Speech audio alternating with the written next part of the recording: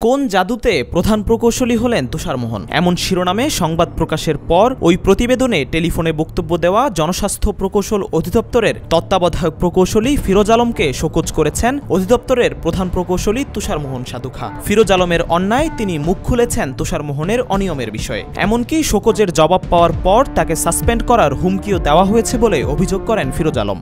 2000 কোটি টাকার একটা আর্সেনিক ঝুঁকি নিরসনের একটা প্রকল্পের ফিডি ছিল, ওর প্রজেক্টটা জুন মাসে শেষ হয়ে গেছে।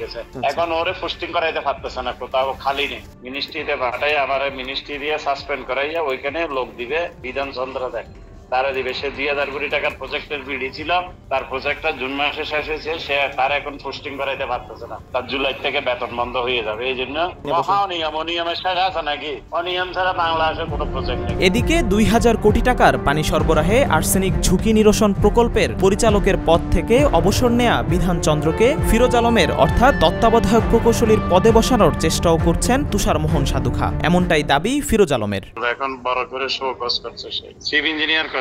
এখন সে আমাকে সাসপেন্ড করে ওইখানে লোক বসানোর জন্য শোকজ করছে, এটা মন্ত্রণালয়ে তারপরে পাঠাবে ফরওয়ার্ড করে। শোকজের পর মানসিকভাবে ভেঙে পড়েছেন তত্ত্বাবধায়ক প্রকৌশলী ফিরোজ আলম। অবসরে যাওয়ার মাত্র 2 বছর আগে সাসপেন্ড হওয়ার শঙ্কায় মুঠোফোনে কথা বলতে গিয়ে আবেগাপ্লুত হয়ে পড়েন প্রতিবেদকের কাছে। আমার একটু বাঁচা, আমার 2.5 বছর চাকরি আছে। এদিকে গত 9 জুলাই নাগরিক টেলিভিশনের ডিজিটালে প্রকাশিত প্রতিবেদন প্রসঙ্গে প্রতিবাদ লিপি পাঠিয়েছেন জনস্বাস্থ্য প্রকৌশল অধিদপ্তরের প্রধান প্রকৌশলী তুষার মোহন সাধুখা। প্রতিবাদ লিপিতে তিনি যা লিখেছেন তা হুবহু উল্লেখ করা হলো।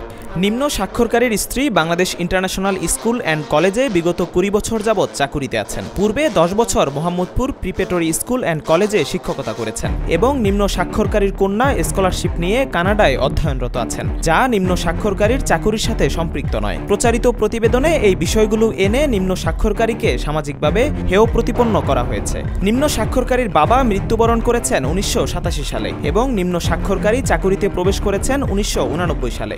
বিধায় মৃত বাবাকে জড়িয়ে নিম্ন স্বাক্ষরকারীর চাকুরি সংক্রান্ত বিষয়ে মিথ্যা ও বানোয়াট প্রতিবেদন প্রচার করে হীন মনমানসিকতার পরিচয় দেয়া হয়েছে।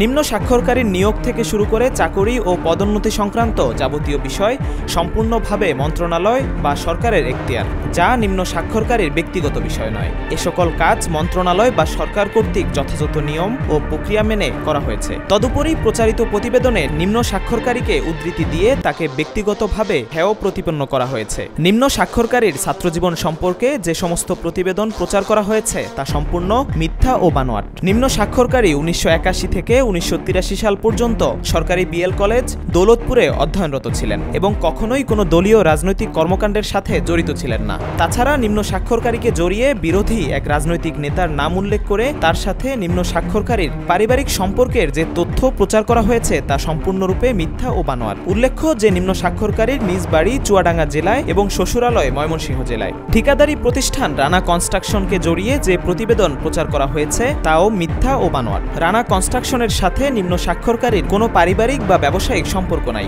প্রতিবেদনে সম্পূর্ণ কাল্পনিক ও মিথ্যা সংবাদ প্রচার করা হয়েছে। প্রতিবেদনের সহিত সংশ্লিষ্ট তথ্য প্রমাণ ব্যতি রেখে এই ধরনের মিথ্যা ও বানোয়াট প্রতিবেদন প্রকাশ করায় উক্ত প্রতিবেদকের বিরুদ্ধে আইনানুগ ব্যবস্থা গ্রহণের জন্য বিনীত অনুরোধ করা হলো। উল্লেখিত মিথ্যা, বানোয়াট ও বিভ্রান্তিমূলক প্রতিবেদন প্রকাশের মাধ্যমে সরকারের পানি সরবরাহ ও স্যানিটেশন সেবা প্রদানকারী জাতীয় প্রতিষ্ঠান জনস্বাস্থ্য প্রকৌশল অধিদপ্তরের এবং এই প্রতিষ্ঠানের প্রধান প্রকৌশলী তথা নিম্ন স্বাক্ষরকারীর ভাবমূর্তি ক্ষুণ্ণ করা হয়েছে। গোপন ক্যামেরায় ধারণকৃত ছবিসহ মানহানিকর মিথ্যা, বানোয়াট ও কল্পনাপ্রসূত এ ধরনের তথ্য পরিবেশন করে সমাজ ও পরিবারের কাছে হেয় প্রতিপন্ন করা হয়েছে।